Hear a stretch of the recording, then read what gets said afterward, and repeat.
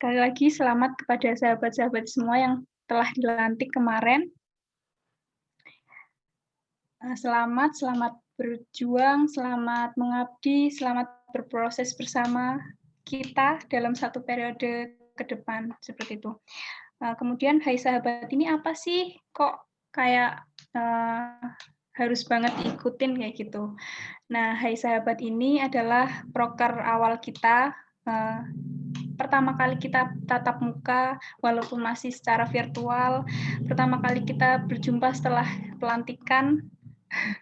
Kayak gitu, semoga kedepannya diberi kesempatan untuk bertemu secara langsung.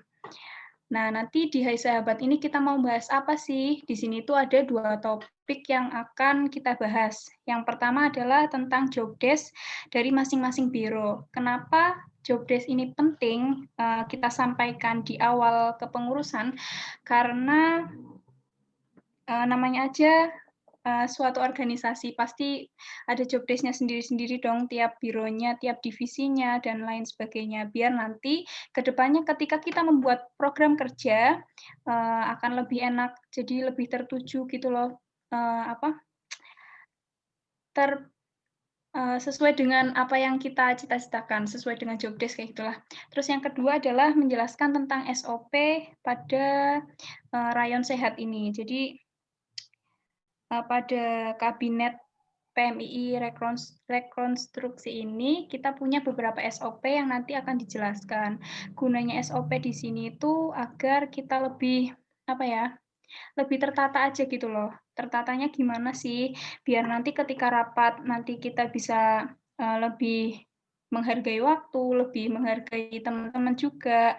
Terus untuk biar paham etika ketika kita rapat juga, terus kemudian nanti ada SOP tentang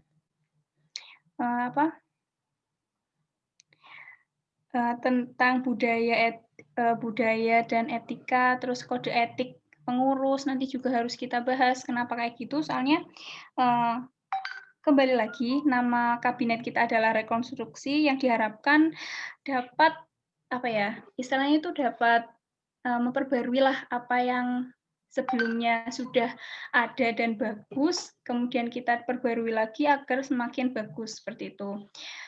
Kurang lebihnya dari aku udah segitu aja sih. Semangat buat sahabat-sahabat di semuanya. Ini masih awal banget. Ini kita belum bergerak, masih merambat. Jadi semangat terus. Habis kita kenal sama job desk, habis kita kenal sama SOP, nanti kita udah mulai berdiri. Terus nanti kemudian raker, nanti kita langsung berjalan seperti itu. Semangat terus, dipupuk terus semangatnya.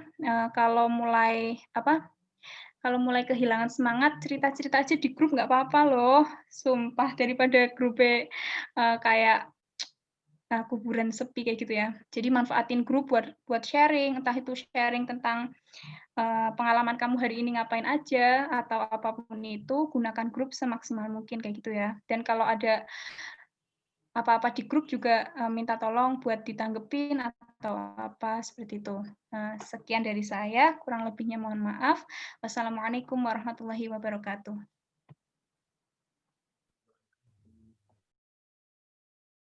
Waalaikumsalam warahmatullahi wabarakatuh.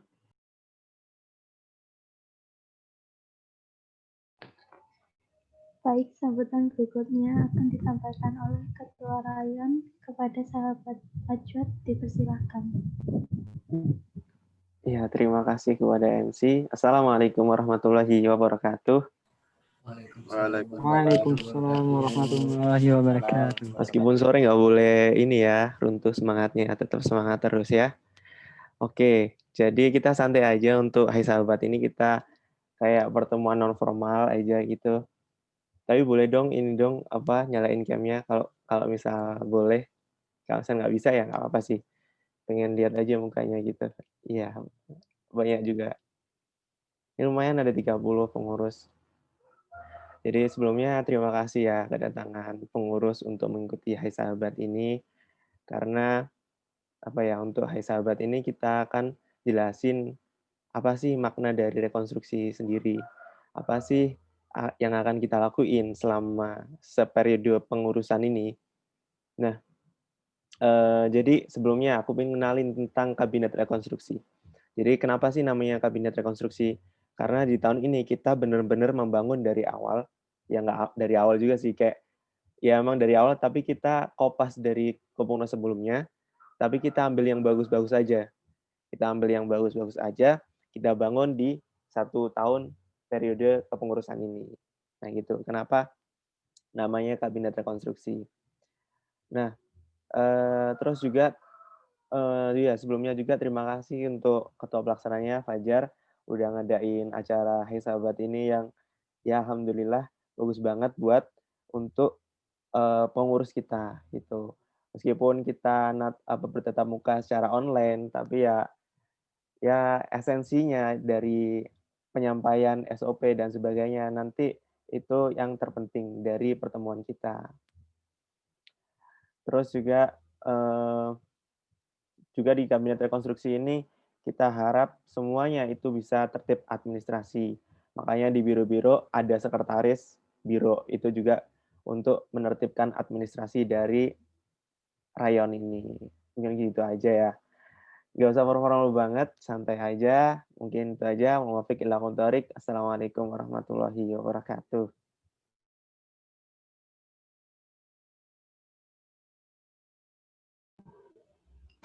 Baik, terima kasih. Untuk acara berikutnya yakni pembacaan SOP dan tanya jawab. Yang pertama, etika kader PMII yang akan dibacakan oleh Sahabati Fajar. Kepada Sahabati Fajar dipersilakan.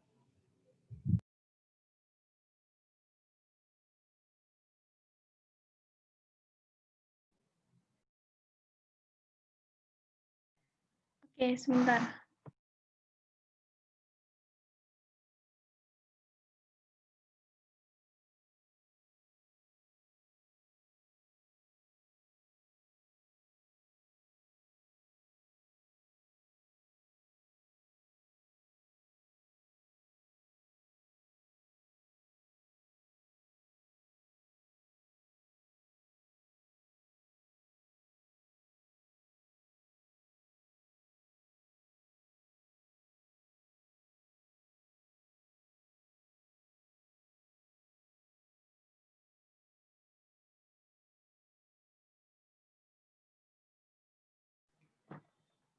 Oke, Assalamualaikum warahmatullahi wabarakatuh. Ketemu lagi.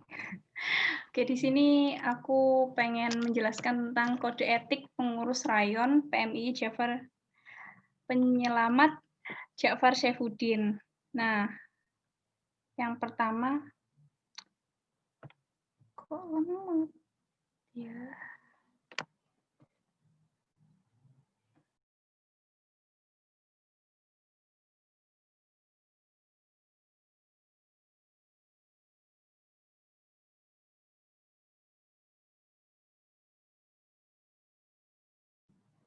Oke, yang pertama di sini adalah Astagfirullahaladzim, maaf.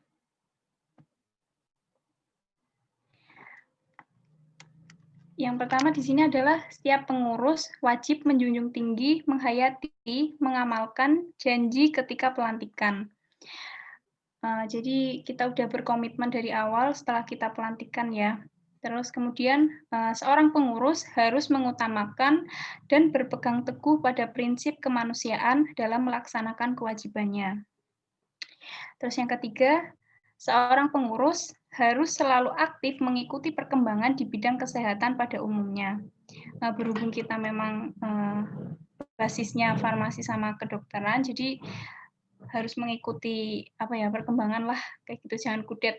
Terus yang keempat, di dalam menjalankan tugasnya, seorang pengurus harus menjauhkan diri dari usaha mencari keuntungan diri semata yang bertentangan dengan martabat. Jadi ketika kita mengikuti organisasi, terutama PMII, tanamkan dalam diri kalau kita pengen mengabdi, kita pengen berkembang bareng-bareng, kita pengen berproses dengan ikhlas tanpa kayak pengen mengambil untung dan lain sebagainya seperti itu. Untung dalam tanda kutip ya, yang lain seperti itu. Terus yang selanjutnya adalah seorang pengurus harus berbudi luhur dan menjadi teladan yang baik bagi orang lain. Jadi yang namanya kader PMI diusahakan dan diharuskan sih, memang kewajiban namanya, itu menjadi contoh buat kader-kader yang lain, seperti itu. Baik kader PMI itu sendiri maupun dari orang lain selain dari PMI, seperti itu. Kemudian seorang pengurus wajib selalu melakukan pengambilan keputusan profesional secara independen dan mempertahankan perilaku profesional dalam ukuran yang tertinggi.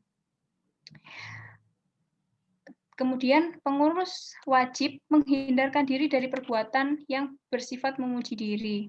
Kemudian seorang pengurus wajib dalam setiap berproses memberikan totalitas secara kompeten dengan kebebasan teknis dan moral sepenuhnya dan penghormatan atas martabat. Poin selanjutnya adalah seorang pengurus wajib bersikap jujur dalam berhubungan dengan pengurus lain dan berupaya untuk mengingatkan pengurus lainnya pada saat diketahui memiliki kekurangan dalam karakter atau kompetensi atau yang melakukan penipuan serta penggelapan. Nah, jadi kita harus menanamkan sifat jujur dari diri sendiri, jangan saling tusuk. Terus kemudian seorang pengurus wajib menghormati hak-hak pengurus lainnya. Dalam melakukan kegiatan, seorang pengurus wajib memperhatikan keseluruhan aspek pelayanan kesehatan, promotif, preventif, kuratif, dan rehabilitatif, baik fisik maupun psikososial kultural masyarakat, pengurus lainnya, serta berusaha menjadi pendidik dan mengabdi sejati masyarakat. Kemudian, setiap pengurus dalam bekerja sama dengan para pejabat lintas sektoral di bidang kesehatan, bidang lainnya, dan masyarakat wajib saling menghormati. Nah, kemudian ini kewajiban pengurus terhadap masyarakat. Karena dari awal tujuan kita adalah untuk mengabdi, baik itu mengabdi kepada organisasi maupun mengabdi kepada masyarakat seperti itu, untuk mengamalkan ilmu yang sudah kita dapat di bangku kuliah. Yang pertama adalah seorang pengurus wajib bersikap tulus, ikhlas, dan mempergunakan seluruh keilmuan dan keterampilannya untuk kepentingan masyarakat. Kemudian, seorang pengurus dalam melakukan kegiatan harus mengutamakan kepentingan masyarakat, menghormati hak asasi pasien, serta melindungi makhluk hidup insani. Nah, ini kewajiban pengurus terhadap teman pengurusnya, sesama pengurus. Yang pertama, setiap pengurus memperlakukan teman pengurusnya sebagaimana ia sendiri ingin diperlakukan. Ini quotes sering keluar ya, jadi kalau kita pengen dihargai, ya kita menghargai. Kalau kita pengen didengarkan, kita harus mendengarkan juga. Kurang lebih seperti itu, timbal balik, mutualisme. Terus kemudian yang kedua adalah sesama pengurus harus saling mengingatkan dan saling menasehati untuk mematuhi ketentuan-ketentuan kode etik. Nah, di sini sangat penting banget sih. Soalnya biasanya kan kalau misalnya nih ada satu yang nggak berangkat, nanti teman-temannya ikut ke berangkat semua. Jadi satu gerombolan itu nggak berangkat semua. Jadi ya acara itu bisa-bisa tertunda atau mundur kayak gitu.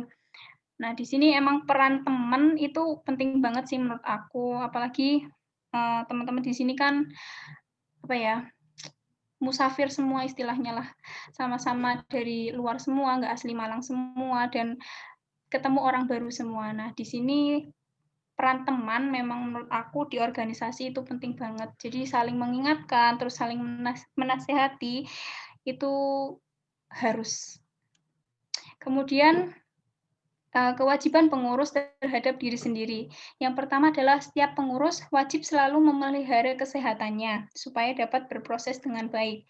Apalagi sekarang zamannya kuliah online. Apa-apa di depan laptop, terus nanti matanya nggak dijaga dan lain sebagainya kayak gitu. Terus makannya bisa lupa. Nah, di sini kalian harus menjaga kesehatan ya guys. Soalnya ya untuk kepentingan kalian sendiri juga. Terus yang kedua adalah setiap pengurus wajib senantiasa mengikuti perkembangan ilmu pengetahuan tentang agama, organisasi, dan kesehatan. Kurang lebihnya itu dari kode etik pengurus rayon yang dapat saya sampaikan. Apabila ada pertanyaan mungkin bisa ditanyakan dan nanti kita akan bahas bareng-bareng. Barangkali ada tambahan atau gimana untuk kewajiban umumnya atau kritik, saran, dan lain sebagainya, silakan. Terima kasih.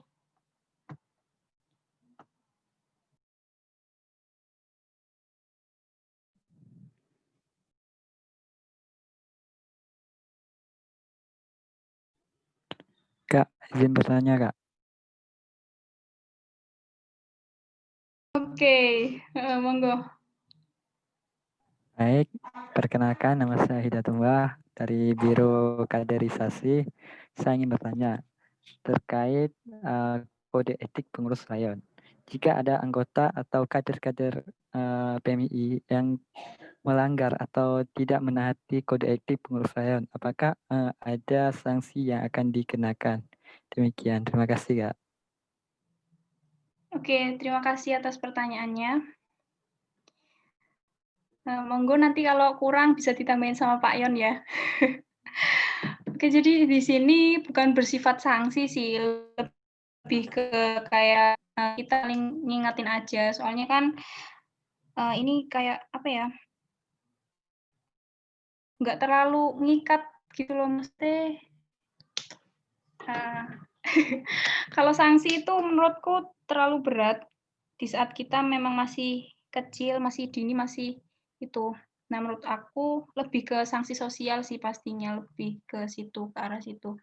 Nah, untuk menghindari itu semua, aku pengen teman-teman buat saling ngingetin aja, apalagi kita benar-benar apa ya, Rek, kita harus ngerubah gitu loh apa yang udah ada dan memang harus diperbaiki. Jadi ketika ada hal seperti itu bukan untuk diberikan sanksi, tapi untuk saling apa ya, mempertahankan. Dia itu bisa kayak gitu mungkin ada alasan yang memang teman-teman itu belum tahu. Bisa aja karena mungkin kitanya kurang merangkul dia atau kayak gimana kayak gitu. Jadi kembali lagi bukan berbentuk sanksi tapi lebih ke apa ya, pendekatan lagi ke dia kayak gitu sih.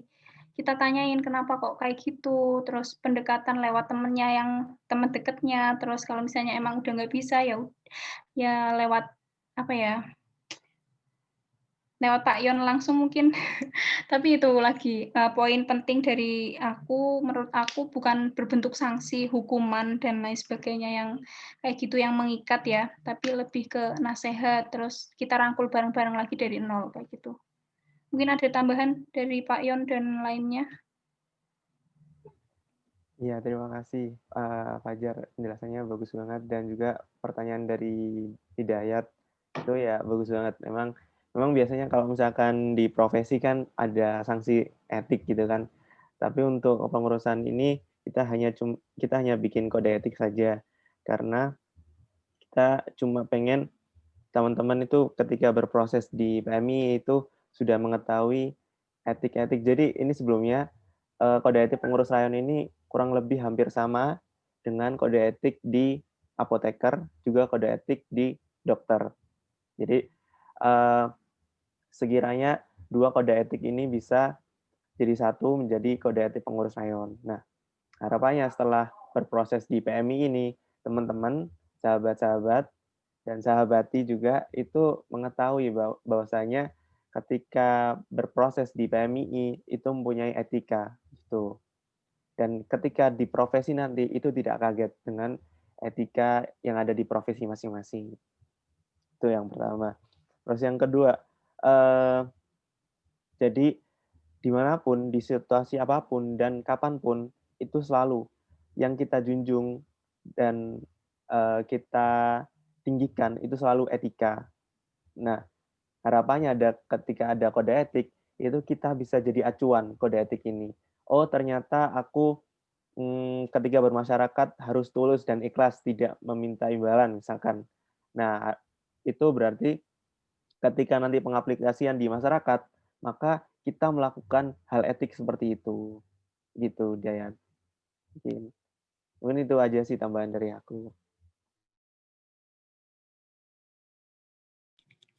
Baik, terima kasih atas penjelasannya yang sangat luar biasa, baik dari Kak Fajar maupun dari Mas Ajwan.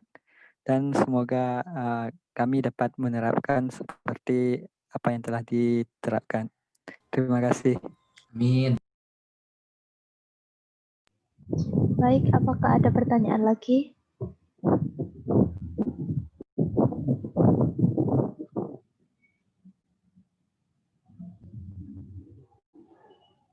Tidak ada.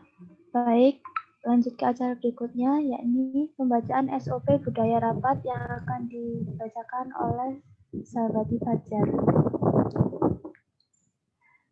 Kepada Sahabati Fajar dipersilahkan.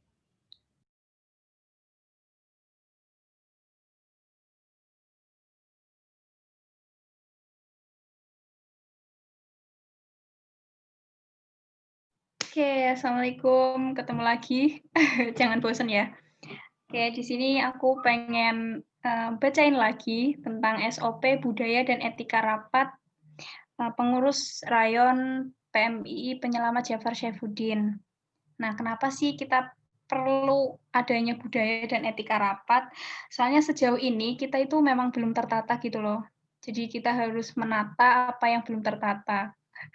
Kita awali dengan melakukan budaya dan etika rapat. Nah, sebelum kita lanjut, maksudnya sebelum kita membahas apa aja, nah kita harus tahu nih arti dari budaya, etika, serta rapat sendiri. Oke. Yang pertama adalah apa itu rapat? Nah, rapat merupakan bentuk komunikasi media tatap muka yang sering dipegang oleh organisasi untuk mendapatkan persetujuan melalui diskusi kelompok. Istilahnya tuh di sini kita akan mencari mufakatnya ya.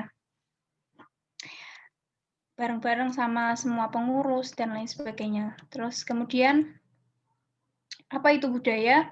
Budaya merupakan pengetahuan, kepercayaan, kesenian, moral, hukum, adat istiadat, dan kemampuan-kemampuan yang lain yang didapat seseorang sebagai anggota organisasi.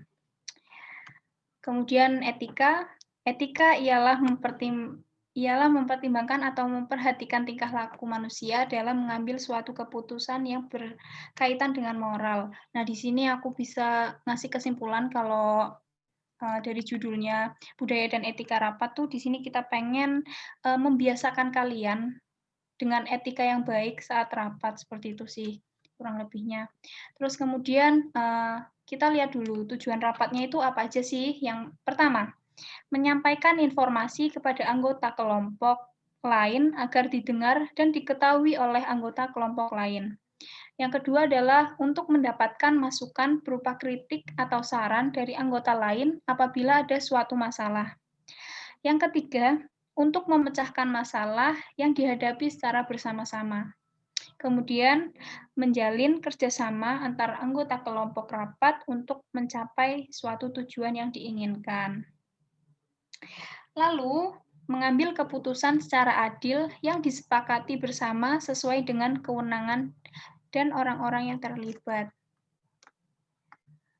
Kemudian di sini kita harus tahu komponen rapat itu harus ada siapa aja sih, biar lebih lebih tertata, biar lebih terkonsep aja dan nggak molor-molor. Yang pertama adalah pemimpin rapat.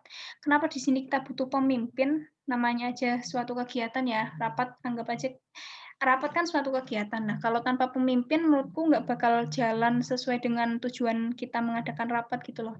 Terus yang kedua adalah notulen. Notulen adalah ya yang meringkas apa yang kita diskusikan hari ini, jadi nanti bisa kita baca lagi di kemudian hari ketika misalnya kita lupa dengan hasil rapat pada hari ini. Terus yang ketiga, yang paling penting adalah peserta rapat.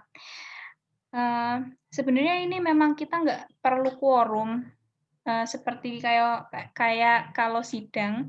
Cuman kalau bisa memang kita tetap membudayakan dengan adanya setengah N+1, biar suara hasil diskusi kita dalam rapat tersebut bisa dianggap sangat sah seperti itu. Kemudian jenis-jenis rapat. Nah, di sini tuh ada berdasarkan tujuan. Mungkin bisa dibaca ya. Yang pertama adalah rapat penjelasan, yang kedua adalah rapat pemecahan masalah, yang ketiga adalah rapat rundingan. Nah, penjelasan itu kurang lebih kayak gini ya, tapi ini juga nggak rapat juga sih sebenarnya. Tapi kalau rapat penjelasan ya isinya tentang penjelasan-penjelasan aja kayak gitu. Terus yang kedua itu rapat pemecahan masalah, misalnya kita ada masalah apa, terus kita agendakan buat rapat untuk memecahkan masalah tersebut, berarti itu masuk ke dalam rapat pemecahan masalah. Yang ketiga adalah rapat perundingan. Nah, di sini tuh kita rundingan, sebenarnya hampir sama kayak yang poin kedua, tapi untuk di sini tuh diselenggarakan untuk menghindari suatu permasalahan serta mencari jalan tengah dari kedua belah pihak yang berselisih agar tidak merasa dirugikan. Kemudian berdasarkan sifatnya, di sini ada formal, informal, kemudian terbuka dan tertutup. Formal nanti kayak ketika raker itu rapat kerja itu formal, termasuk formal. Terus informal itu kayak gini, kayak hai sahabat. Ini informal, kemudian terbuka. Terbuka itu bisa siapa aja datang. Terus kemudian tertutup. Tertutup itu misalnya cuma biro kaderisasi aja yang rapat atau biro intelektual aja yang rapat kayak gitu. Jadi nggak sembarang orang bisa ikut rapat tersebut. Kemudian berdasarkan jangka waktunya, ada mingguan, bulanan, semesteran. Kayaknya ini bukan tertutup deh, tapi tahunan, tipe-tipe. Nah, kalau yang mingguan itu kita sarankan buat teman-teman sahabat-sahabat di semuanya buat sering mengadakan rapat mingguan.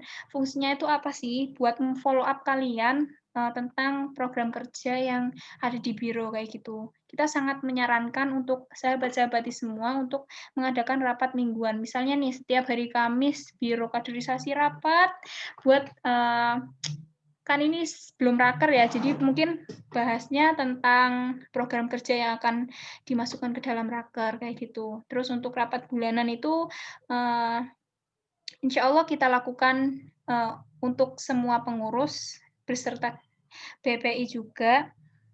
Jadi nanti rapat bulanan itu insya Allah dilakukan di akhir bulan. Fungsinya apa? Juga untuk memfollow up sahabat-sahabat di biro-biro semuanya kayak gitu. Udah sampai mana sih perkembangan kalian? Udah sampai mana prokernya? Apa aja yang belum? Terus kendalanya seperti apa? Seperti itu. Kemudian rapat semesteran mungkin bisa 6 bulan sekali. Kemudian yang terakhir adalah rapat tahunan. Kurang lebih ketika kita LPJ-an ya kayak gitu. Terus berdasarkan frekuensi rapat rutin dan insidental. Nah, yang rutin itu yang kayak tadi aku ucapin, yang mingguan atau yang bulanan, pokoknya waktunya udah ditentukan. Misalnya hari Kamis, setiap hari Kamis, atau setiap tanggal 12 di tiap bulannya, seperti itu. Kalau insidental itu ketika ada kayak tiba-tiba ada masalah nih di tengah-tengah kayak gitu, dan harus kita selesaikan juga dengan suara mufakat kayak gitu. Jadi kita bisa mengadakan rapat insidental. Kemudian kita bahas yang pertama adalah etika rapat. Nah, etika rapat di PMI Rayon Penyelamat Jafar Syaifuddin, yang pertama adalah hadir tepat waktu atau 10 menit sebelum jadwal rapat. Jadi kita harus membudayakan etika rapat ini mulai dari setelah saya bacakan ini mungkin ya. Soalnya tadi udah telat. Mungkin setelah kita mempelajari ini, kita bisa menerapkannya bareng-bareng 10 menit sebelum rapat dimulai, kalian udah join Zoom atau udah datang ke tempat yang udah kita janjikan, seperti itu. Kemudian memperhatikan alur rapat, jadi jangan fokusnya itu jangan terbagi gitu loh. Entah itu main sendiri atau HP-an atau lain sebagainya. Walaupun rapat itu kamu anggap nggak penting, tapi buat orang lain kan mungkin ada yang anggap rapat itu sangat penting, tapi memang rapat itu harus penting ya. Yang ketiga adalah tidak membuat gaduh. Jadi nggak bikin forum dalam forum kayak gitu sih. Nanti kalau ada forum dalam forum kan bisa aja guyonan dan lain sebagainya. Terus yang keempat, berpartisipasi aktif, jadi saling memberikan pendapat, jangan diem-diem talk. Soalnya juga aku yakin sahabat-sahabat semua ide-idenya tuh sebenarnya bagus-bagus, cuman masih suka malu-malu gitu buat berpendapat kayak gitu sih. Jadi di sini diharapkan berpartisipasi aktif di setiap rapat ya. Jangan malu-malu. Kita itu keluarga, kita itu sama-sama lagi belajar. Dan pendapat itu menurutku nggak ada yang salah sih. Soalnya kan pendapat orang itu memang beda-beda kan seperti itu. Kemudian yang kelima, menghargai pendapat orang lain. Jadi ketika ada orang lain yang berbeda pendapat dengan kita, jangan dimasukin ke hati, jangan baper, terus ya kayak gitulah. Harus bisa menghargai pendapat orang lain. Kemudian selanjutnya mempersiapkan bahan rapat. Nah, kenapa kita perlu mempersiapkan? Soalnya nih, misalnya agenda tanggal 12 di bulan November. Kita adakan rapat membahas tentang praraker. Nah, kita harus punya bahan apa yang akan kita presentasikan, apa yang akan kita bahas, biar kita nggak plonga-plongo gitu loh, biar kita nggak cuman nerima apa yang disampaikan sama teman kita, kayak gitu. Setidaknya kita udah tahu, oh nanti kita mau bahas ini nih, jadi kita harus paham juga, kayak gitu loh. Nggak kosong gitu loh pas kita ikut rapat, jadi bisa saling berpendapat juga. Terus yang terakhir adalah menghargai waktu yang berjalan. Jadi memanfaatkan waktu rapat sebaik mungkin agar lebih optimal. Kemudian di sini budaya rapatnya. Tahapan budaya rapat di Rayon Jafar Syaifuddin. Yang pertama adalah pemimpin rapat membuka rapatnya seperti tadi. Kemudian pemimpin mempersilahkan dan mengawali untuk berdoa. Lalu pemimpin rapat menentukan notulen rapat. Jadi pemimpin rapat berhak menunjuk siapapun untuk menjadi notulen, tapi lebih spesifik ke sekretaris ya, sekretaris biro atau sekretaris BPI. Kemudian pemimpin rapat menentukan kontrak waktu rapat sembari notulen mengabsen kehadiran peserta rapat. Jadi kita harus nentuin dulu, kesepakatan dulu. Oh kita rapat 1 jam aja, kayak gitu. Nanti kalau misalnya waktunya habis kayak gimana, nanti dibahas di slide berikutnya. Kemudian pemimpin rapat memandu bahan rapat dengan kontrak waktu yang disepakati.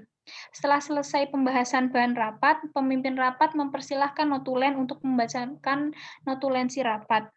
Kemudian tanggapan notulensi dari peserta rapat, lalu pemimpin rapat menentukan agenda rapat selanjutnya. Jadi di sini kita langsung mengagendakan kapan sih rapat selanjutnya diadakan kayak gitu. Biar nggak diskusinya di grup, langsung ditentuin hari itu juga. Dan biar kalian belum punya jadwal lain gitu loh sama yang lain kayak gitu. Terus kemudian rapat ditutup oleh pemimpin rapat. Lalu, ketika waktunya kurang, gimana terus? Kan tadi udah kesepakatan cuma 1 jam. Yang pertama adalah pemimpin rapat menanyakan kepada forum untuk menambahkan kontrak waktu. Lalu jika sepakat, maka rapat dapat dilanjutkan. Jika tidak, maka rapat ditunda hingga agenda rapat selanjutnya ditentukan. Jadi di sini kembali lagi ke forum. Ketika forum menyarankan untuk melanjutkan, tambahan 15 menit, pemimpin rapat, ya udah berarti kita tambah 15 menit. Ketika 15 menit itu ternyata belum, kita tanyakan lagi ke forum. Kalau misalnya ditambah, ya berarti nambah sampai selesai. Ketika sepakatnya nanti aja dilanjut besok, ya udah berarti kita bertemu di rapat selanjutnya. Nah, untuk yang terlambat atau tidak hadir itu kayak gimana? Yang pertama, peserta menghubungi ketua rapat atau ketua acara atau sekretaris acara dengan format yang pertama salam, mengucapkan permohonan maaf karena telah mengganggu waktunya, kemudian memperkenalkan diri, diikuti dengan biro atau siapa kayak gitu ya. Terus alasan kenapa terlambat, kemudian kenapa tidak hadir, lalu menanyakan kepada ketua rapat, ketua acara, sekretaris, apakah diizinkan atau tidak. Terus kemudian mengucapkan terima kasih. Lalu, ketua rapat atau ketua acara atau sekretaris acara menghubungi sekretaris untuk menandai peserta yang izin atau tidak hadir. terlambat atau tidak hadir. Kemudian tahapan peserta rapat untuk bergabung rapat. Misalnya nih udah telat gitu loh, terus masih mau gabung, nggak apa-apa. Tapi apa aja yang harus dilakukan? Yang pertama adalah salam, terus memperkenalkan diri. Saya Fajar dari BPI, kayak gitu. Terus alasan terlambat mengikuti rapat, kemudian menanyakan kepada forum apakah diperbolehkan untuk mengikuti forum, kemudian mengucapkan terima kasih. Namun di sini opsional ya, ketika memang rapatnya lagi panas-panasnya, nggak mungkin dong kita nongol tiba-tiba, Assalamualaikum. Itu kan jadi pecah suasananya, nggak panas lagi kayak gitu. Jadi tetap lihat sikon ya, kalau misalnya lagi aman-aman aja, kalian instruksi, terus salam, terus kayak gini. Kemudian apa aja sih alasan yang diperbolehkan untuk terlambat dan bahkan tidak hadir? Yang pertama adalah alasan akademik. Karena memang kita tujuan utama di Malang, tujuan utama kita di UIN, terutama di farmasi FKIK, itu apa ya? Tentang pendidikannya. Jadi ketika akademik kita memang ada urusan, bukan urusan sih, ada sesuatu di akademik, kita diperbolehkan untuk terlambat dan tidak hadir. Tapi di sini kita juga harus punya tetap punya prinsip gitu loh.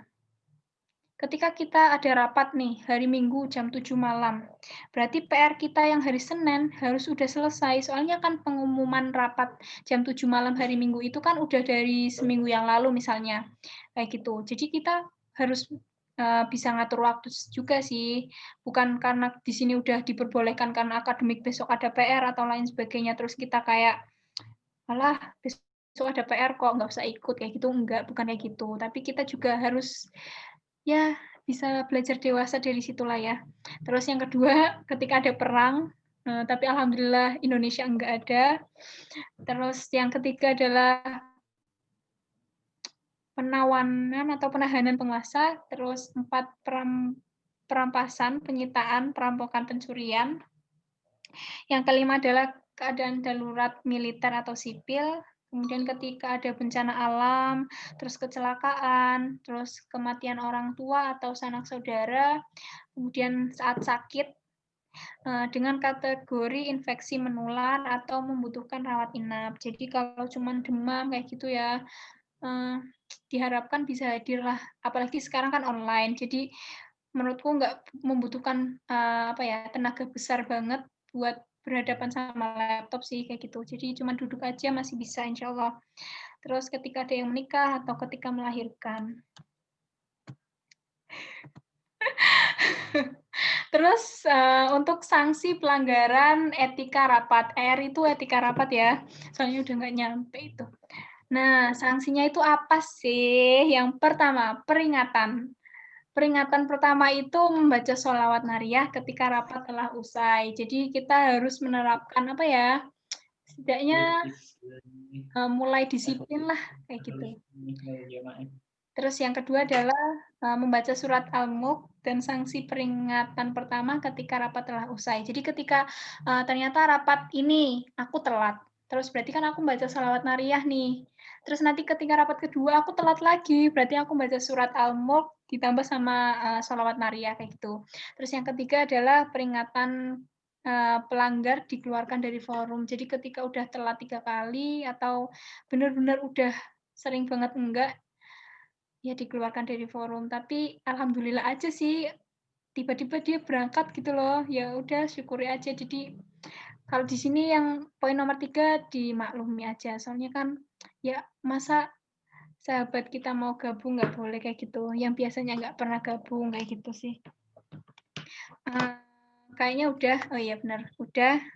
Sekian dari saya. Mungkin ada pertanyaan? Izin bertanya. Ya, silakan. Ya, Assalamualaikum warahmatullahi wabarakatuh. Perkenalkan, nama saya Mirza dari Biro Keagamaan. Nah, di sini saya ingin bertanya tentang tadi etika rapat. Nah, tadi yang nomor 2 kan ada memperhatikan alur rapat. Nah, kita tahu itu kan kalau setiap rapat itu kan pasti kayak ada tujuannya gitu ya. Mungkin dari departemennya atau kayak secara organisasi.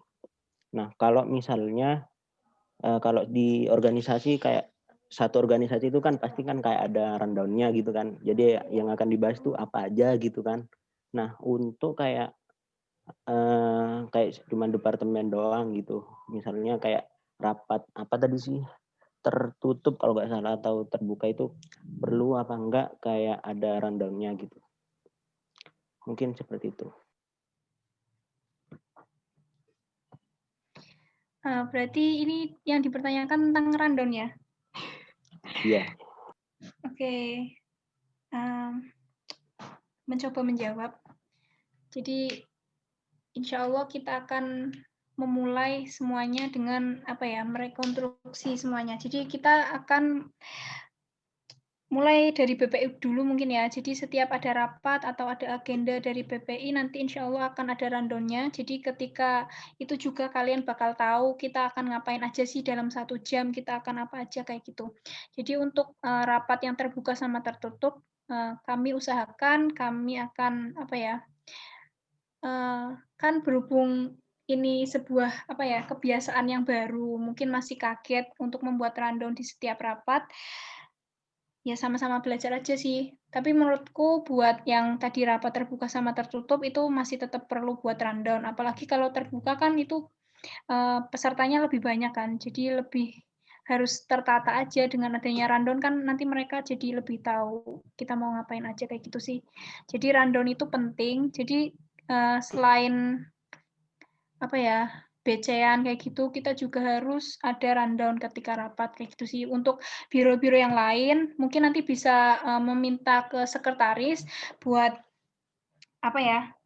kayak form buat itu loh, contoh rundown, terus contoh notulensi, nanti bisa minta ke sekretaris ya.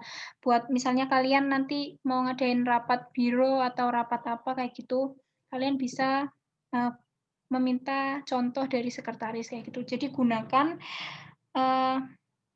rundown, gunakan apapun itu sebaik mungkin kayak gitu. Walaupun cuma 1 biro. Kita contohnya aja BPI ya. Jadi selama ini BPI diam-diam sudah sering rapat, bahkan setiap 2 hari sekali sampai nggak bosen sih, tapi ya ketemu 2 hari sekali kayak gitu. Nah, di situ kita juga menggunakan rundown. Kenapa kayak gitu? Soalnya biar lebih tertata aja, biar lebih poin-poin yang kita cita-citakan di rapat berikutnya itu kesampaian semua kayak gitu loh. Nah, itu walaupun cuma 1 biro kan BPI juga ikutnya 1 biro ya, cuma 6 orang, terus kita tetap pakai rundown biar lebih terarah. Kurang lebih kayak gitu. Mungkin ada tambahan, Pak Yon?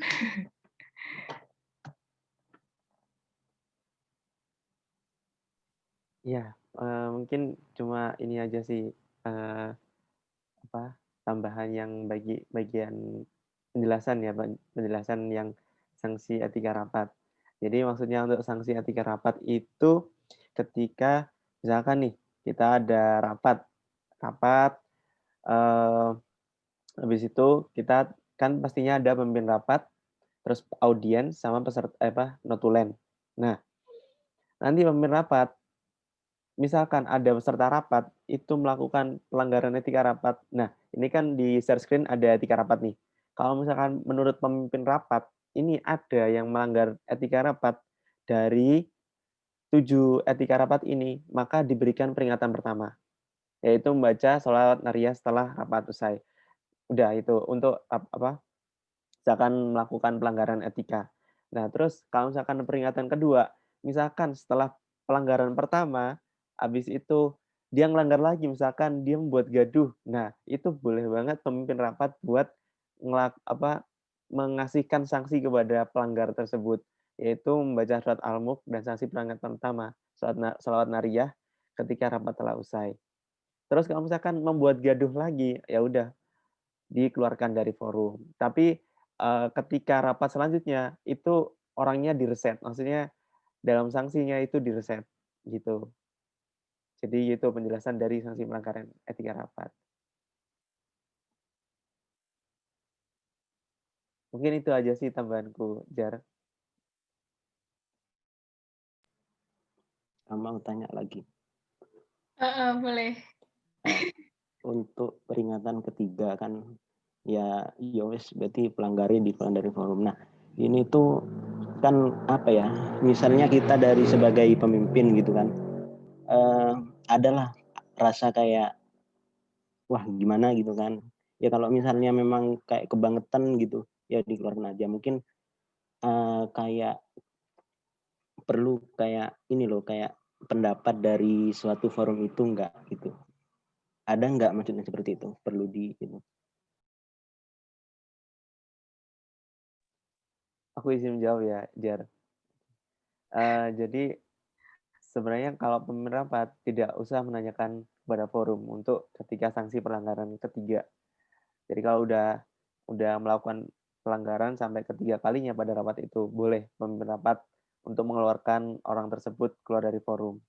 Nah, kenapa dikeluarkan dari forum? Karena dengan adanya orang ini itu bisa menyebabkan tidak kondusifnya rapat.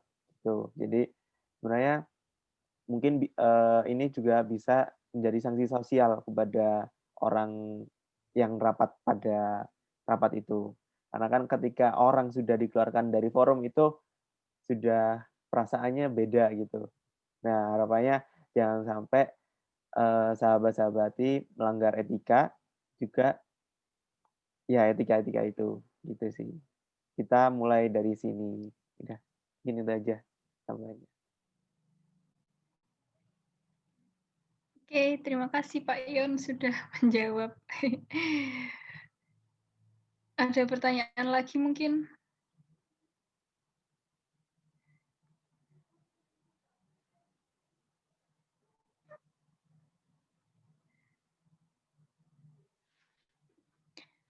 Sebenarnya ini lebih seru kalau offline ya, jadi kerasa banget gitu loh.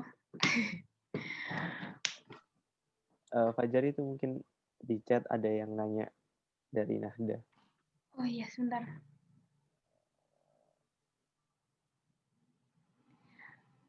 Oke, dari Nahda, kaderisasi. Saya izin bertanya, mohon maaf tidak bisa on mic. Apabila terlambat rapat namun sebelumnya sudah izin terlebih dahulu, apakah tetap mendapat sanksi? Mohon maaf apabila dari pertanyaan saya sebelumnya sudah dijelaskan namun saya terlewat. Terima kasih.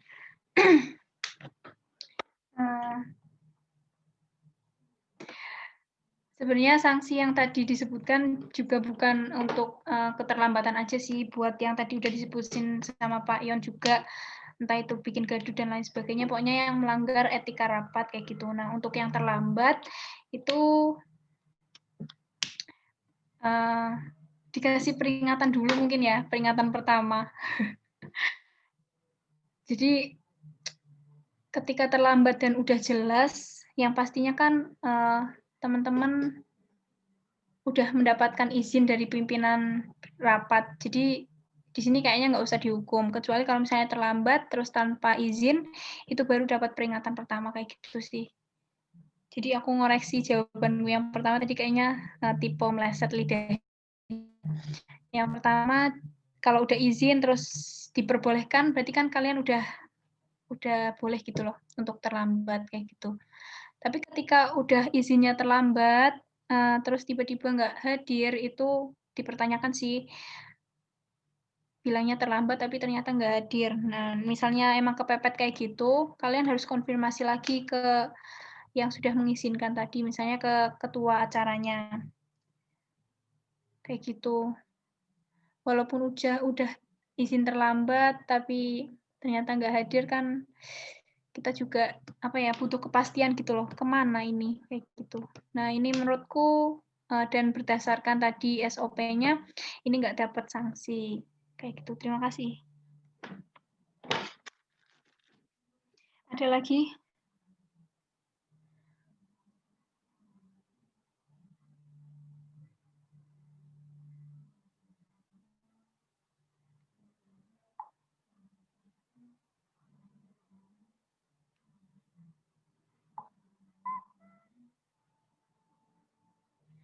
Oke, mungkin kalau udah nggak ada, sebelum aku tutup, Semoga SOP ini benar-benar dilakukan sama sahabat-sahabat semua ya. Soalnya kita pengen yang dari tadi aku ulang-ulang terus, kita pengen memperbaiki apa yang harus diperbaiki, kita harus menata ulang apa yang harus ditata, jadi kita harus membudayakan budaya yang belum pernah ada kayak gitu. Nah, mungkin nanti SOP-nya, filenya udah dikirimkan di grup, itu bisa dipahami, bisa dicermati. Kalau butuh contoh, kalau butuh file lain-lain, bisa minta ke sekretaris atau ke BPI juga bisa. Nanti kita share contoh notulen, contoh BC-an kalau ada rapat, atau contoh-contoh yang lain. Kalian kalau butuh apa-apa bilang kayak gitu. Jadi benar-benar ini aku tekankan buat dilakuin ya, budaya dan etika rapat. Kita lakuin, kita terapkan benar-benar sebisa mungkin tahun ini harus disiplin kayak gitu loh. Soalnya memang budaya di kita, terutama di PMII-nya Ja'far itu molor itu sudah menjadi hal yang wajar. Tapi masa mau molor terus gitu loh, kapan kita mau majunya kayak gitu loh. Terus apa yang nggak malu sama yang lain, kayak gitulah istilahnya. Jadi mulai dari yang kayak gini kita harus terapkan kedisiplinan. Terus nanti kemudian ketika ada acara kan insya Allah sudah terbiasa untuk disiplin, jadi udah insya Allah nggak bakal molor-molor lagi acaranya. Seperti itu. Kurang lebihnya mohon maaf dari aku. Terima kasih juga sudah mendengarkan. Maaf apabila banyak salah kata. Sekian dari saya. Wassalamualaikum warahmatullahi wabarakatuh. Waalaikumsalam warahmatullahi wabarakatuh. Baik, untuk acara berikutnya, yakni pembacaan SOP, peminjaman alat yang akan dibacakan oleh saya sendiri.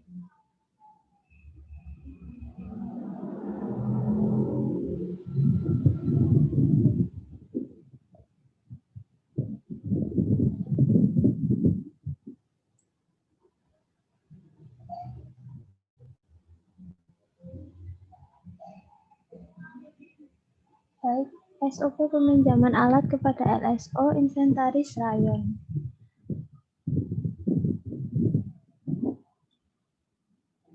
Pengertian meminjam sendiri yakni izin menggunakan barang yang halal dimanfaatkan di mana barang tersebut tetap dengan wujudnya tanpa disertai imbalan.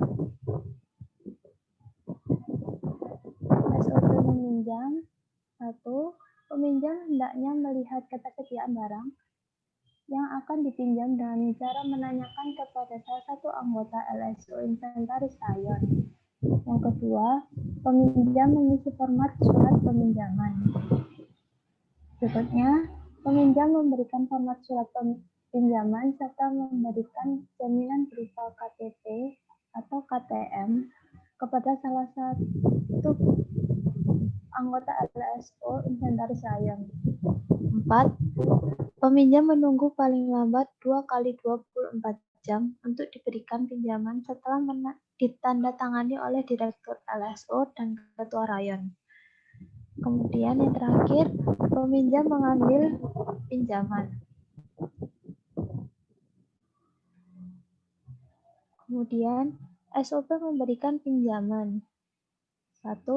Jawaban dari poin B nomor 1 dilihat di buku Inventaris Rayon. Kemudian, menerima bukti surat pinjaman yang sudah ditandatangani oleh Direktur LSO dan Ketua Rayon.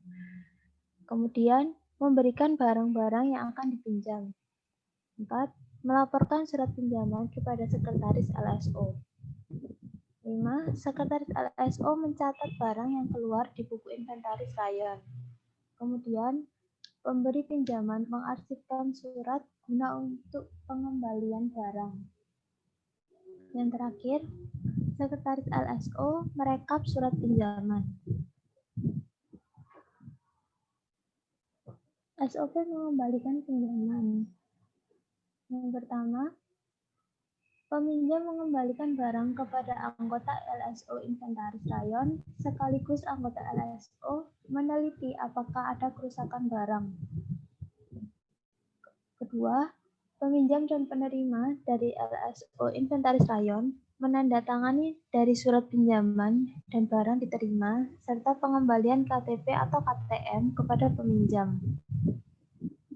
Berikutnya, melaporkan pengembalian pinjaman kepada sekretaris LSO. Dan yang terakhir, sekretaris LSO melaporkan kepada sekretaris rayon. Hak-hak dari peminjam. Yang pertama, memanfaatkan barang sesuai dengan poin A. Yang kedua, menggunakan barang sesuai dengan waktu peminjaman. Berikutnya, memeriksa kekurangan benda. Yang terakhir, membatalkan peminjaman sebelum menandatangani. Hak-hak pemberi pinjaman. Yang pertama, meneliti barang yang telah dipinjam. Dan yang kedua, membatalkan sekaligus mencoret barang list yang tidak bisa dipinjam.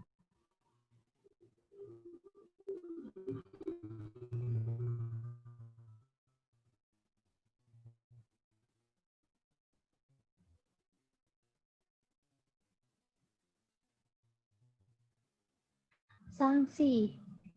Sanksi yang pertama yakni sanksi mutlak. Jika barang rusak, maka barang harus diganti. Yang kedua, sanksi waktu. Barang yang melewati tenggat waktu, maka berlaku poin-poin di bawah ini. Yang pertama, dari 1 hari denda Rp2.000. Kedua, berlaku kelipan poin 1 untuk seterusnya. 3, maksimal denda adalah Rp50.000. Berikutnya dapat berlaku atau salah satu, yakni yang pertama, hal-hal yang belum diatur akan dialihkan. Dan ini ada surat pengembalian. Sekian dari saya, apakah ada pertanyaan?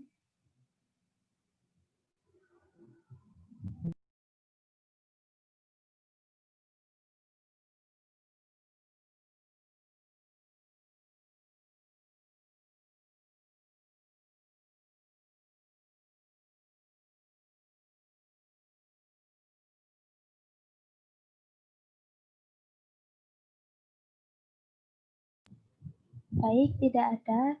Dilanjutkan dengan acara berikutnya, yakni pembacaan job desk yang akan dibacakan oleh sahabat Ajwad. Pada saat sahabat Ajwad, dipersilakan. Iya, terima kasih Nahda. Ketemu lagi ya sama aku. Jadi mungkin sebelumnya biar nggak krik-krik ya, kita ice breaking satu ice breaking aja. Oke. Tarik banget. Oke, ice breaking.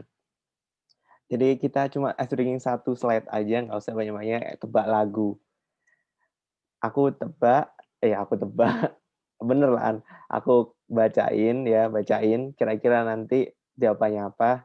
Nanti kalau udah offline, nanti aku traktir. Janji beneran. Beneran lo ya? Notulen dicatat. Caps lock. Oke ya. Oke, tebak lagu. Ini liriknya. Menahan marahku, tapi ku akan lakukan bahkan lebih dari itu. Ayo siapa yang mau langsung aja. Nada udah jawab, ya udah menangnya Nahda. Satu doang ya. Makasih ya Nahda. Oke, untuk ice breaking aja biar nggak garing. Tapi ya garing sih sebenarnya. Aku nggak bisa bikin ice breaking sebenarnya.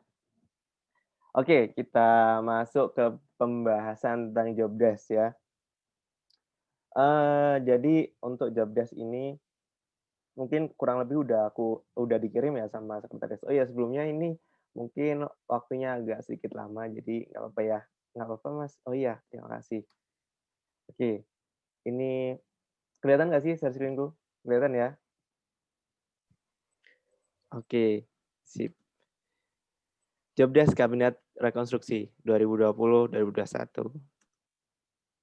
Jadi untuk apa sih teman-teman mengetahui jobdesk?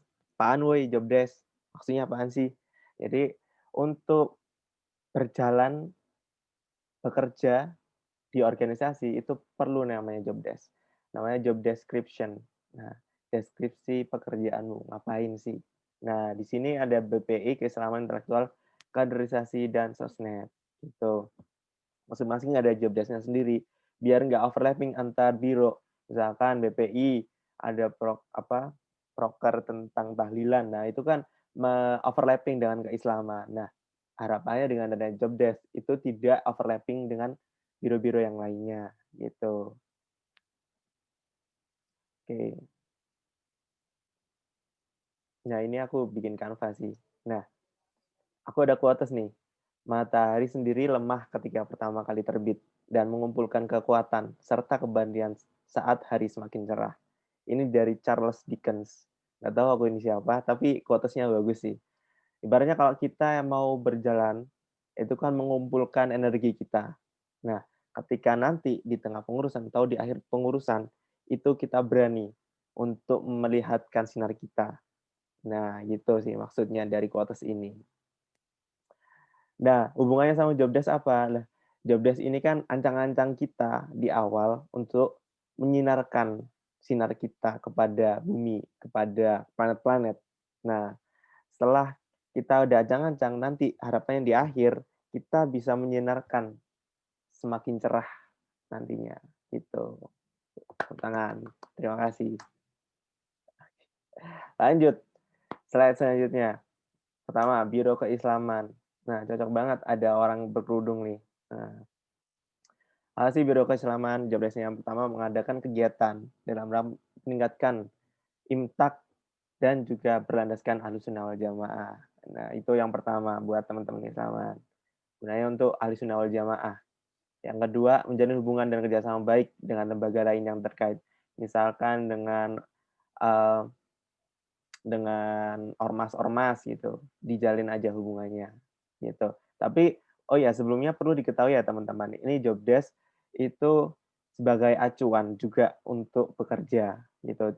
Jadi mungkin dari 4 ini bisa salah satu aja boleh untuk jadi acuan bekerja gitu. Terus selanjutnya ya, keislaman. Menjalin hubungan yang berkaitan dengan potensi kader dan anggota bidang dalam bidang keislaman. Misalkan tahlilan untuk bisa lancar tahlil gitu di masyarakat. 4, bertanggung jawab kepada ketua dalam menjalankan tugas. Yang nomor 4 hanya umum aja sih. Slide selanjutnya, intelektual. Nah, ini kan cocok banget nih, orangnya lagi megang kepala nih, lagi mikir orangnya. Nah, intelektual. Jadi intelektual ini melakukan kajian-kajian yang berkaitan dengan wacana dalam upaya meningkatkan pengetahuan anggota dan kader.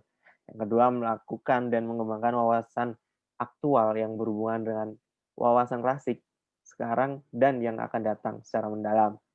3, koordinasi dan fasilitasi pengembangan anggota dan kader ranah kesehatan dan keprofesian sebagai lintas rayon PMI penyelamat Ja'far Saifuddin Komisaris Sunan Ampel.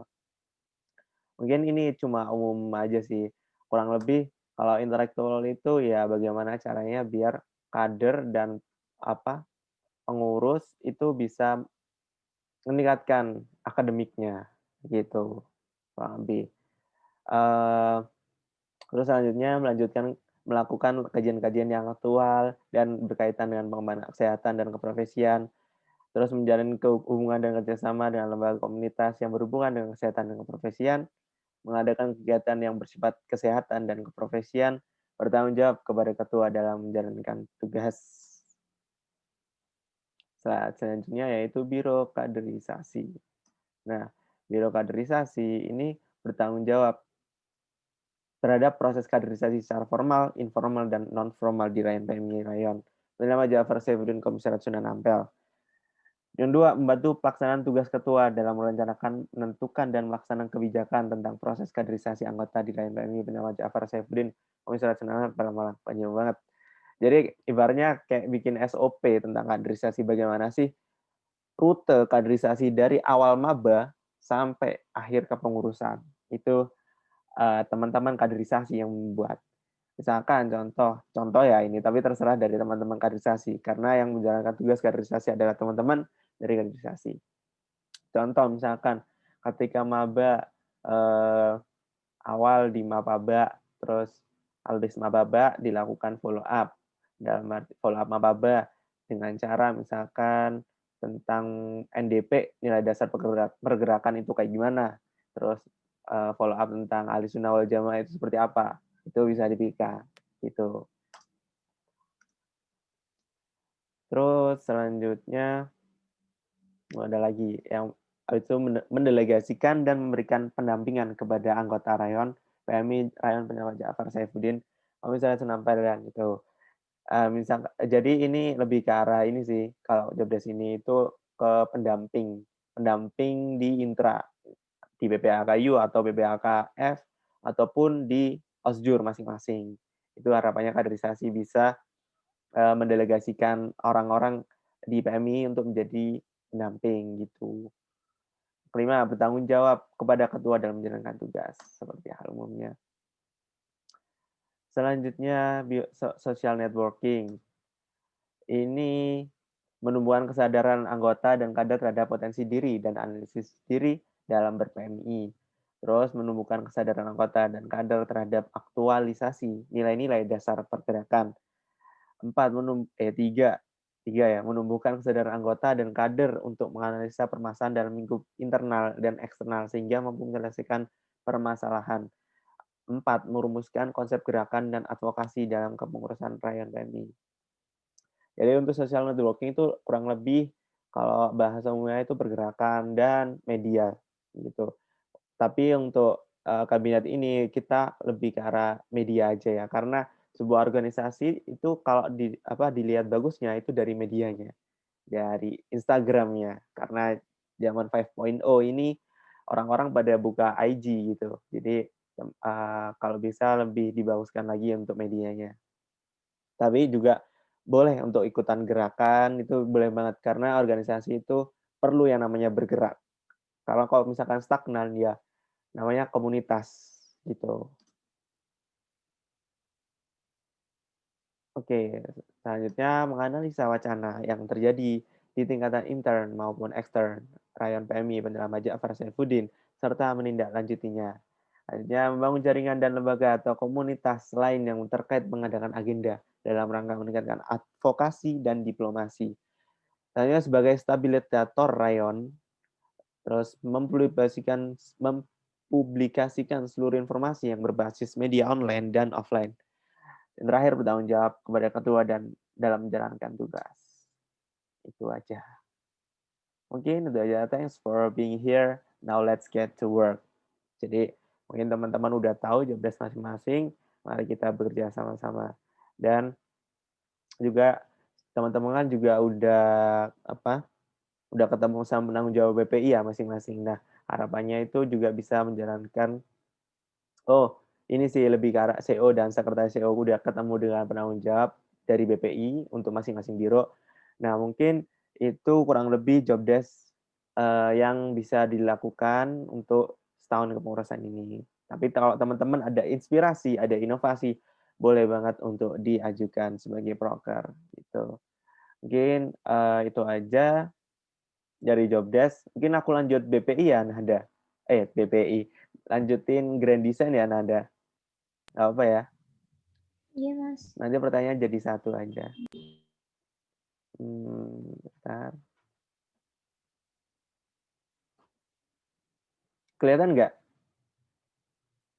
Udah ya kelihatan. Oke. Aku mulai ya.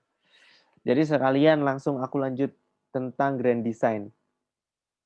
Perlu tahu ya, teman-teman kalau misal apa sih Grand Design itu?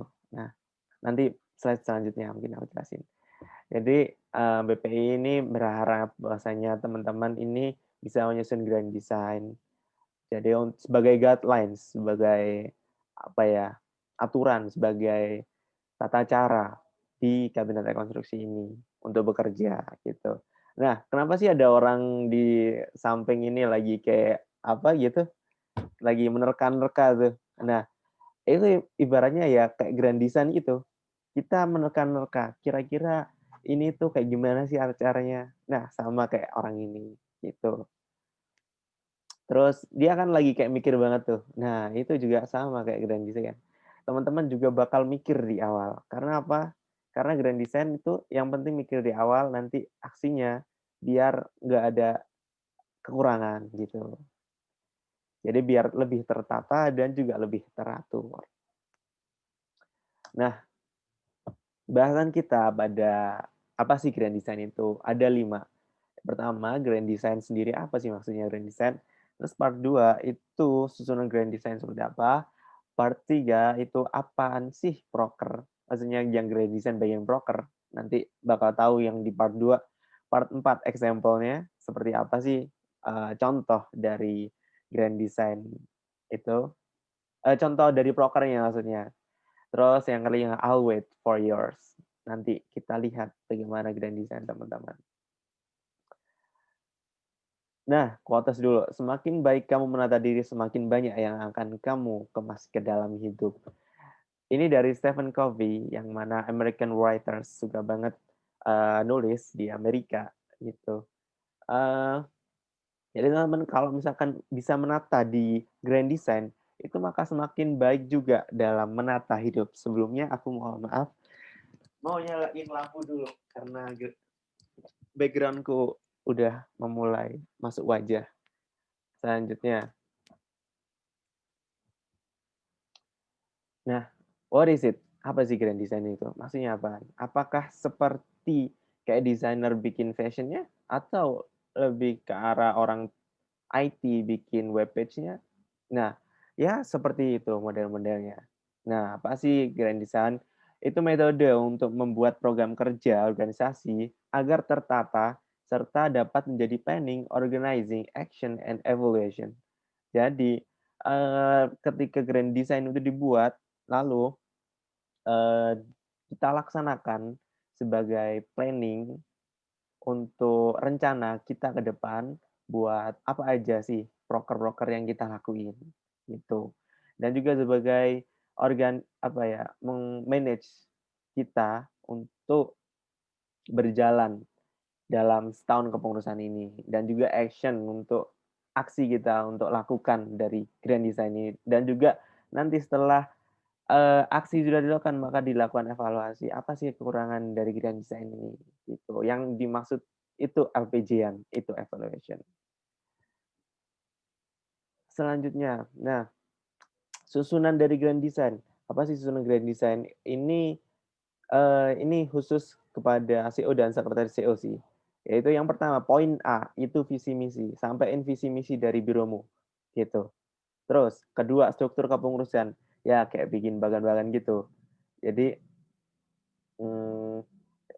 nah, jadi kayak misalkan CO, sekretaris turun ke CO, habis itu turun ke anggota-anggota gitu.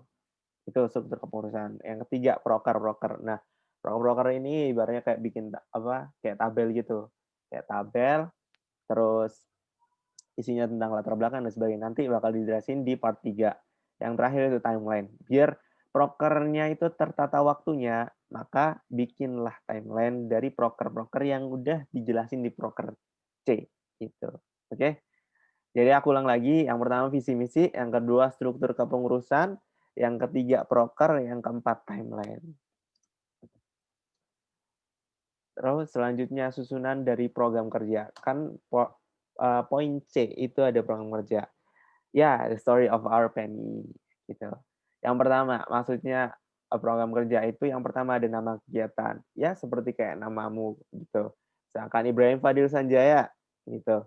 Nah, artinya kan ya namanya Ibrahim Fadil Sanjaya adalah Ibrahim Fadil Sanjaya. Untuk karakteristiknya bakal dilanjutin di latar belakang, tujuan dan sebagainya. Itu nama kegiatan. Terserah mau nama kegiatan seperti apa, yang penting ibaratnya yang ngasih nama gitu aja. Yang kedua, latar belakang. Kenapa sih lo bikin proker ini? Misalkan keresahan masyarakat, aku bikin proker ini gitu. Contoh aja sih. Ya ibaratnya kayak skripsi gitu, latar belakang bikin judulnya apa gitu. Terus ketiga, tujuan. Tujuan ini merupakan cita-cita kenapa proker ini dijalankan. Jadi misalkan proker ini dibuat tujuannya untuk memintarkan, mencerdaskan orang-orang PMI Ja'far Saifuddin itu contohnya tujuan, cita-cita gitu. Cita-cita teman-teman apa? Ada yang jadi apoteker, ada yang jadi dokter kan? Mungkin juga ada yang jadi entrepreneur gitu. Nah, maksudnya dari cita-cita ini merupakan hal yang bersifat subjektif gitu, yang mana kita bisa mengikhtiarkan dengan program kerja gitu untuk tujuan. Selanjutnya yaitu deskripsi kegiatan. Jadi deskripsi kegiatan itu ketika apa sih, coba jelasin gimana proker ini berjalan. Planningnya gimana gitu. Misalkan di awal eh, pembukaan oleh MC dan sebagainya dan seterusnya. Lebih ke arah bagaimana hari H itu bisa terlaksana deskripsi kegiatannya. Gitu, misalkan Napaba, peserta mendaftar terlebih dahulu karena aku dulu ketua pelaksana Maba ya. Jadi maba atau mendaftar lewat Google Form dulu, habis itu dilanjutkan apa gitu. Itu di deskripsi kegiatan. Untuk value-nya, nah value ini output dari kegiatan lo apa. Ya, seringkali overlapping sama tujuan. Jangan sampai ya. Jadi misalkan tujuan tadi cita-cita itu pengen jadi pintar, cerdaskan. Nah, itu merupakan cita-cita tujuannya. Kalau value-nya itu output, itu bersifat objektif. Jadi setiap orang itu bisa melihat. Misalkan ini pensilnya ada 2. Nah, itu kan objektif. Tapi ketika pensil ini runcing, ini bersifat subjektif. Nah, ibaratnya tujuan sama value itu kayak gitu. Kalau value itu harus objektif. Dan ada hasilnya, ada output-nya. Misalkan contohnya, aku proker minum, program kerja makan bersama, misalkan. Value-nya apa? Ya, pengurus makan, gitu. Kalau tujuannya untuk kenyang. Karena cita-citanya kan kenyang, gitu. Selanjutnya untuk metode, nomor 6 metode. Metode ini media lu untuk ngerjain proker ini apa? Gitu. Misalkan online atau offline atau metode cohort atau cross sectional gitu. Bisa banget kalau misalkan tahu maksudnya dari METPEN, metodologi penelitian, itu boleh. Terserah metode seperti apa. Pokoknya metode jangan sampai overlapping dengan deskripsi. Gitu. Kalau deskripsi itu rangkaian acara yang seperti apa, kalau metode caranya bagaimana. Gitu. Lanjut. Selanjutnya nomor 7, sasaran. Nah, ibaratnya kalau mau nembak seseorang, nembak cewek, nembak cowok, jarang sih kalau nembak cowok. Kalau nembak cewek kan pasti ada sasarannya. Pasti ada orang yang pengen ditembak. Lah, itu juga sama dengan program kerja, itu harus ada sasarannya. Gitu. Yang ke-8, waktu pelaksanaan. Jadi kapan sih dilakuin waktunya? Kalau bisa sih spesifik, kalau misalkan tanggal 8 November, ya udah 8 November. Jangan kayak bulan itu, kalau bisa dihindari, kalau bisa lebih spesifik. Ataupun kalau misalkan nggak ada ya insidental, gitu. Terus indikator keberhasilan nih, apa sih yang bikin lo katakan proker ini berhasil dan juga menurut gua ini proker berhasil? Nah, jadi dari 2 sisi itu berhasil proker ini, dengan cara objektif, gitu. Misalkan 80% hadir di acara ini itu misalkan indikator keberhasilannya. Maka kan dari sisi pandang manapun tetap sama gitu 80% kalau yang berhasil gitu. Itu indikator keberhasilan. Terus nah, perkiraan dana ya kalau lo mau kencan kagak duit ya gimana cuy. Ya ibaratnya kalau kencan terus mau ke bakso aci nggak ada duit, nah gimana? Nggak bisa beli dong. Nah, makanya juga dikasih juga perkiraan dana gitu. Kalau misalnya nggak ada juga nggak masalah. Ibaratnya kalau kencan kan nggak harus ke bakso aci juga, bisa duduk berdua di taman atau kayak gimana kan nggak perlu duit juga gitu. Selanjutnya penanggung jawab. Ini bisa kasih muka ganteng lo atau muka cantik lo atau sama nama ganteng juga, nama cantik lo juga, dan juga nomor HP. Barangkali ada pengurus juga saling suka bisa tukar nomor HP itu kan. Dan terakhir, you've done. Selesai program kerja. Gitu. Ya, gitu aja. Partly, I'll wait for yours, brother, sahabat. Aku tunggu ya. Kalau misalnya ada pertanyaan, boleh banget ngontak nomorku 0856 061 06040. Ada Instagram aku, al_jabar13. Atau email juga boleh. Gitu. Oh ya, sebelumnya part 4, kelupaan example-nya. Aku bukain example-nya.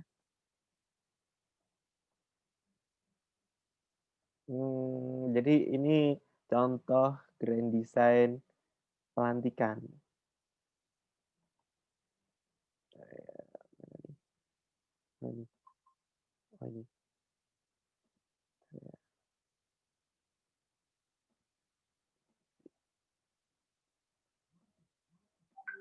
Udah kelihatan ya? Nah, udah kelihatan? Sudah. Oh iya. Jadi nama kegiatan, pertama kan tadi nama kegiatan, itu pelantikan. Terus habis itu latar belakang kegiatan. Latar belakangnya apa? Jalan keamanan dan percayaan. Ya, ibaratnya skripsi aja santai. Bikin narasi, latar belakang tuh. Bikin narasi. Tujuan kegiatan, cita-citanya apa? Untuk legalitas, sosialisasi. Terus pengurusan dapat berjalan dengan tepat sesuai job masing-masing pengurus. Dari segi kegiatannya, pelantikan dilakukan di Aula Komisariat lantai 2 dan dilakukan secara online bagi yang berada di luar Malang. Seperti pelantikan kemarin kan. Nah, itu kayak gitu. Terus penanyakan sambutan, opinion dan sebagainya ini. Nanti dikirimkan kok grup. Itu grup besar. Terus value-nya legalitas. Apa bukti legalitasnya? Ada SK-nya. Nah, itu value namanya. Yaitu output dari pelantikan ini. Menghasilkan apa? Menghasilkan legalitas. Berupa apa? Berupa SK. Itu value-nya. Output-nya. Metode kegiatan, yaitu luring dan daring. Luring untuk yang berada di Malang, dan daring bagi pengurus yang berada di luar Malang. Sasaran kegiatannya, pengurus PMI, periode 2020-2021. Waktu pelaksanaan 18 Oktober. Kayak kemarin 18 Oktober kan. Indikator keberhasilan nih. Indikator keberhasilan yang menurutku itu kehadiran. Nah, kehadiran itu kalau misalnya lebih dari 80% itu 3 poinnya. Yang mana 3 ini sangat baik. Kalau 2 itu merupakan baik, yang 1 itu biasa saja. Gitu. Nggak ada buruk. Kita bikin nggak ada buruk gitu. Perkiraan dana nggak ada, tapi ternyata tadi kemarin itu ada dana. Gitu. Jadi nanti di LPG-an itu dikasihkan dana. Nanti juga pas di pelatihan administrasi dan keuangan bakal dijelasin bagaimana sih SOP untuk pencarian dana kepada bendahara. Penanggung jawabnya saya sendiri, pasang wajah ganteng, cekrek, itu gua. Terus habis itu pasang nama Ajur Sabtu Jabar sama nomor HP-ku, bisa dihubungin ini. Gitu. Mungkin itu aja dari aku tunggu ya grand design dari masing-masing biro. Udah itu aja, aku kembalikan ke Nahda.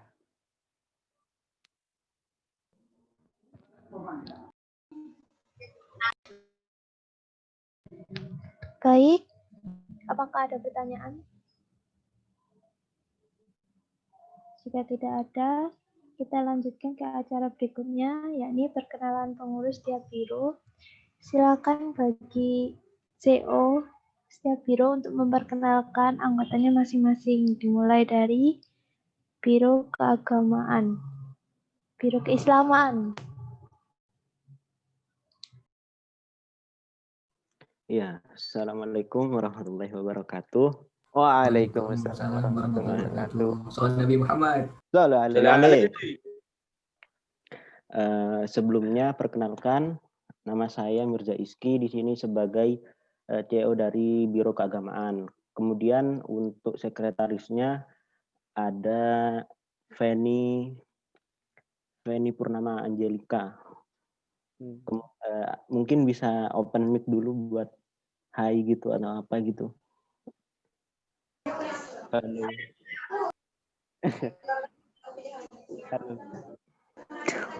Silahkan sahabat Feni. Sudah.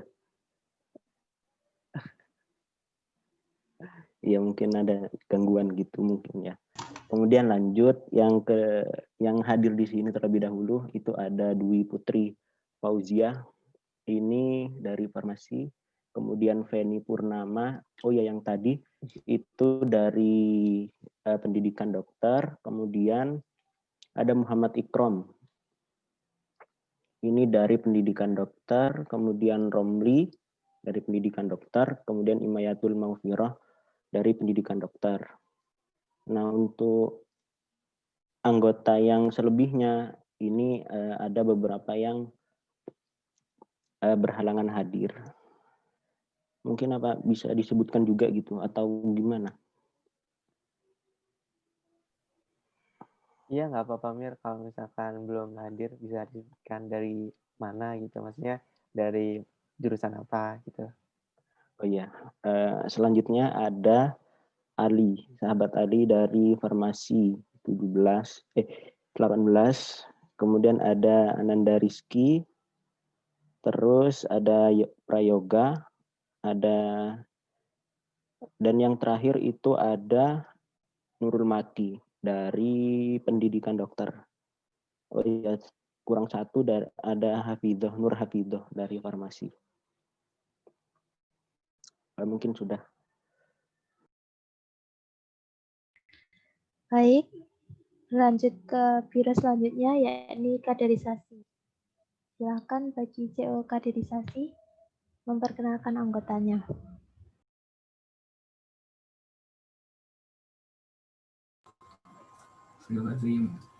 Baik, terima kasih sudah masuk. Assalamualaikum warahmatullahi wabarakatuh. Waalaikumsalam warahmatullahi wabarakatuh. Baik, sebelumnya mohon izin untuk memperkenalkan dari Biro Kaderisasi. Yang pertama saya Dia Fadlin Makrisi selaku CEO Kaderisasi. Lalu ada sekretaris yaitu sahabat Sena. Mungkin bisa say hi.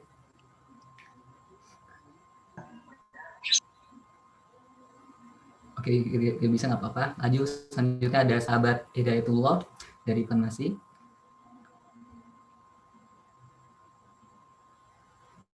Lalu ada sahabat Mutia Azkia dari jurusan farmasi. Mungkin Kak Azkia bisa say hi atau mengucapkan suatu kata halo gitu. Ya, Assalamualaikum warahmatullahi wabarakatuh. Salam kenal sahabat-sahabati semua. Waalaikumsalam warahmatullahi wabarakatuh. Salam kenal juga, Sia. Selanjutnya ada sahabat Nahda dari PSPD. Nahda. Assalamualaikum semuanya. Waalaikumsalam. Salam kenal. Salam kenal juga. Lalu juga ada anggota lain yang belum berkenan hadir, yaitu dari Ahmad Hafiz Azka Alam dari jurusan farmasi, lalu Nur Afifah, sahabat Nur Afifah dari jurusan farmasi, lalu Dwi Wahyu Petami dari jurusan PSPD, lalu Muhammad Kemal dari jurusan PSPD, lalu Vivi Alaida Yahya, serta Kelvin Namatullah dan Rayhan Al-Farubi dari farmasi.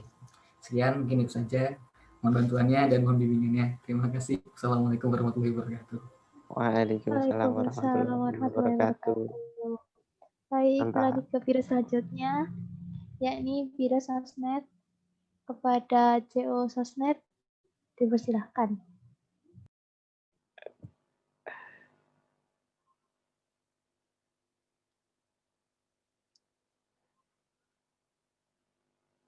Halo, Tor.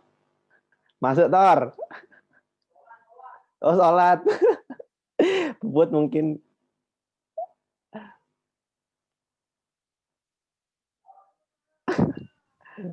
Masih salat ah? Iya, masih sholat. Oke, aku mewakili CO Sosmed memperkenalkan teman-teman dari Sosmed ini. Kebetulan yang hadir cuma bisa 3. Perkenalkan dulu CO dari Sosmed sendiri, Ibrahim, yang biasa dipanggil Pak Rektor, yang lagi sholat. Terus saya sendiri Aisyah dari farmasi. Terus ini ada Damas dari farmasi juga. Say hi Damas.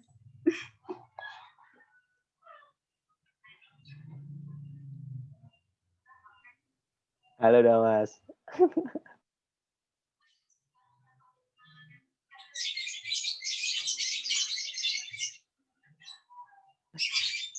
Kayaknya nggak denger.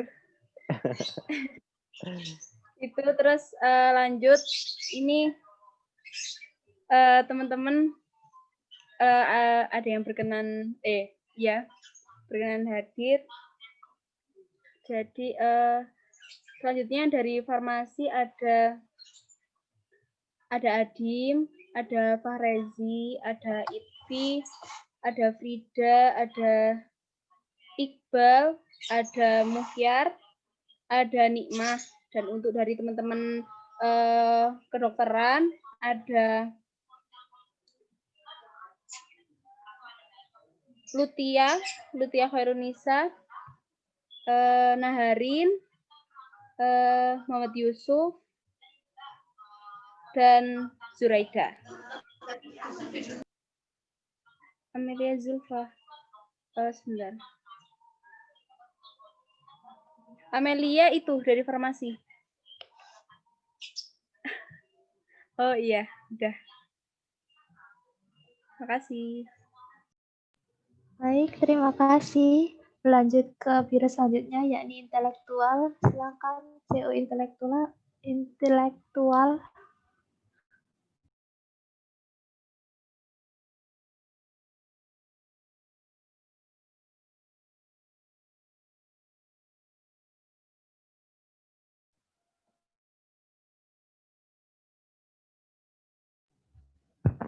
Kepada CO intelektual.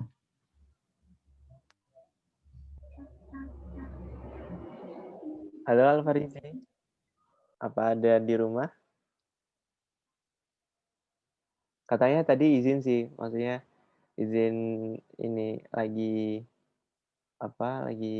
ada acara. Jadi cuma login doang. Tapi tadi dengerin juga sih. Mungkin bisa diwakilkan dari Mimi, ada Mimi sekretarisnya.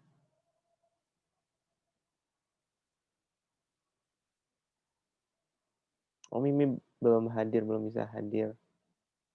Siapa? Oh, ini. Kakak Mas Udah, Lailatul Mas Udah. Kakak Ida, bisa diperkenalkan.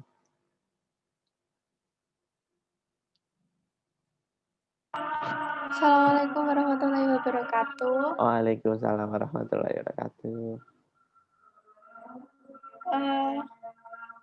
Di sini saya menyampaikan dari perwakilan intelektual ya.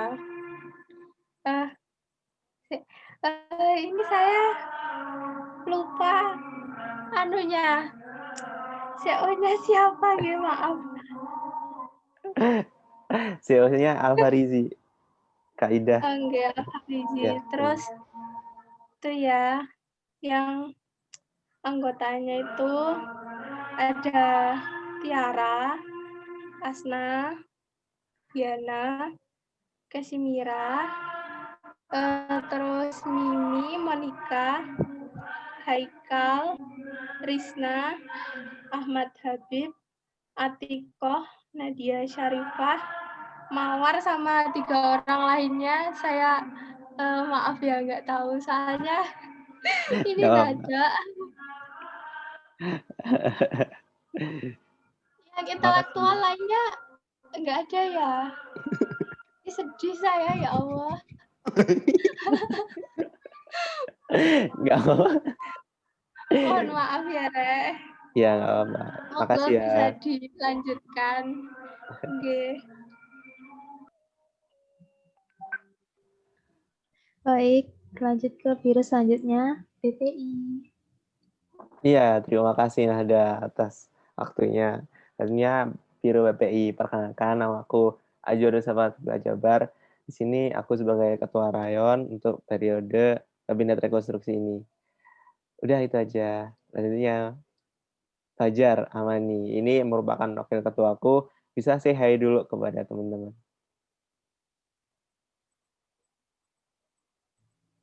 Hai. Oke, Oke, selanjutnya itu sekretaris 1, namanya Nabila Muratul. Bisa say hi dulu, Nabila. Assalamualaikum. Waalaikumsalam. Itu namanya Nabila. Selanjutnya sekretaris 2, namanya Tiara. Boleh say hi dulu, Tiara. Assalamualaikum teman-teman. Waalaikumsalam. Sahabat-sahabati. Itu namanya Tiara. Selanjutnya berdarah 1, namanya Vita. Bisa say hi dulu, Vita.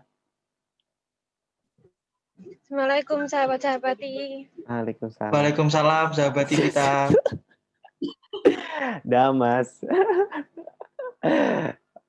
Jadi kalau teman-teman kayak boleh banget kalau misalkan ngasih pemasukan ke Vita atau ke Nahda. Oh ya, selanjutnya Dara 2.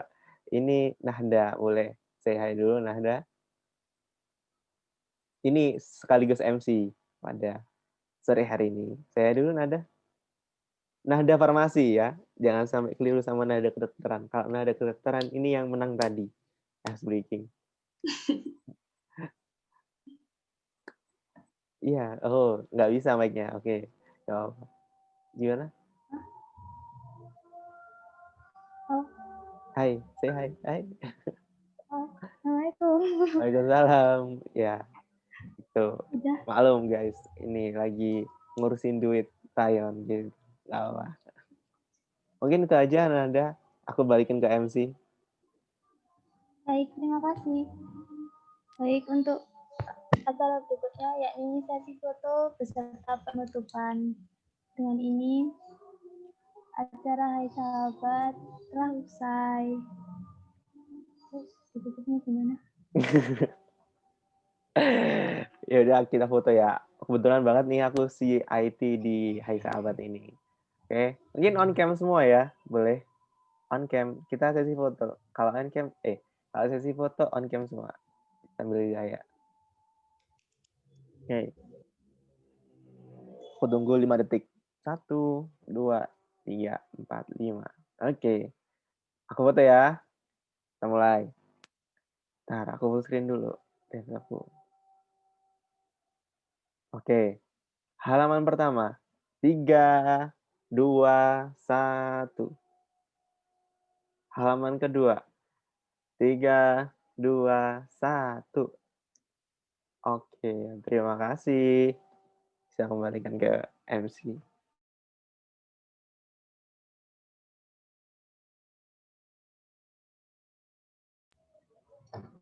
Baik, terima kasih atas waktunya yang sangat berharga ini. Demikian acara hari ini. Saya tutup. Assalamualaikum warahmatullahi wabarakatuh. Waalaikumsalam warahmatullahi wabarakatuh. Terima kasih guys. Terima kasih. Kembali Semangat semuanya. Sama-sama Vita. Ngomong lo gila, Dam.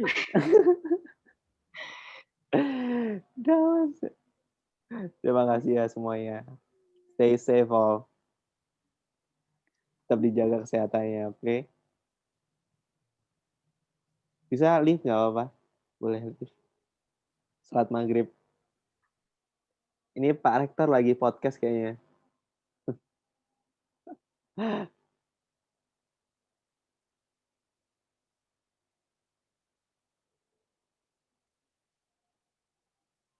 Kalau mau ngobrol-ngobrol nggak apa-apa sih, stay di sini. Santuy. Formasi 18 udah ya UTS-nya? Atau ada lagi?